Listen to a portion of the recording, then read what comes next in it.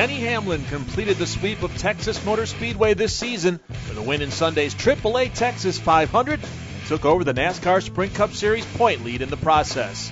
Hamlin followed his April win at Texas with a thrilling victory over Matt Kenseth on Sunday to become the first driver since Carl Edwards in 2008 to sweep both races at the 1.5-mile speedway. The win gave Hamlin a 33-point lead over Jimmy Johnson in the Sprint Cup Series standings, with Kevin Harvick slipping back to 59 points in third after finishing sixth. Hamlin, who started 30th, had the lead on the final restart of the day after Patrick Carpentier's spin set up a 3-lap dash to the checkered flag. Hamlin then had to hold off a hard-charging Kenseth for the win and to grab the lead of the chase with only 2 races left in the season. Took a lot of hard work to get to this spot for sure. We didn't qualify well on Friday, and obviously our pit stall was a bit of an obstacle at the beginning of the race when Jimmy was ahead of us and Scott was on the lead lap, so that made it a little bit tough, but it all worked out in the end. And for me, it's just we kept working on the car and getting it better and better, and we got it right where I wanted it, right there in the second to last run when we got to second place and overtook Harvick. So all I can say is just as soon as the shade went down or the sun went down, our car really seemed to take off, and just a lot of hard work to put it all together. Hamlin has history on his side, as no driver leading the chase standings with 2 races to go has lost the championship. But even with his lead heading to Phoenix, Hamlin will be anything but conservative. For me, I'm going to race Phoenix as if I'm 33 behind, to be honest with you. There's no comfortable margin going into Homestead because anything can happen. So for me, Phoenix being an up and down racetrack for me, I've got to really be focused on practice day to get what I need, to give Mike the information that I need, and just 100% stay focused is all I can do. But like I say, I'm not going to be conservative having a lead. I'm going to want to stretch that out before we get to Homestead. So that's pretty much my mindset.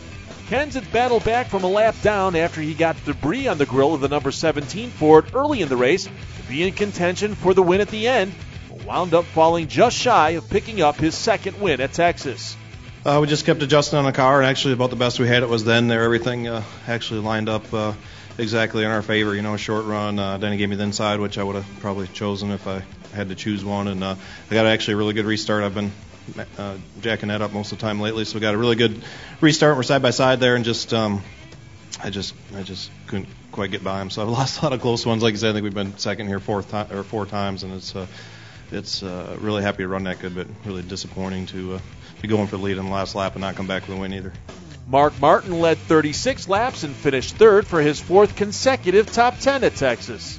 It was a real good run for us today. The car was stronger than we expected in practice, or stronger than I expected for sure.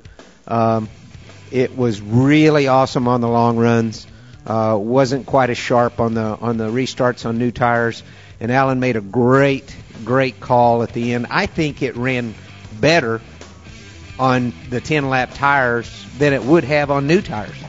Joey Logano, who led 30 laps, and Greg Biffle, who wound up leading the most laps with 224, rounded out the top 5. Johnson's 10th place finish was due in part to the pit road struggles he experienced early in the race, problems that eventually caused crew chief Chad Knaus and team owner Rick Hendrick to make the call of switching pit road teams with Jeff Gordon's number 24 squad after Gordon was knocked out of contention in a lap 191 accident.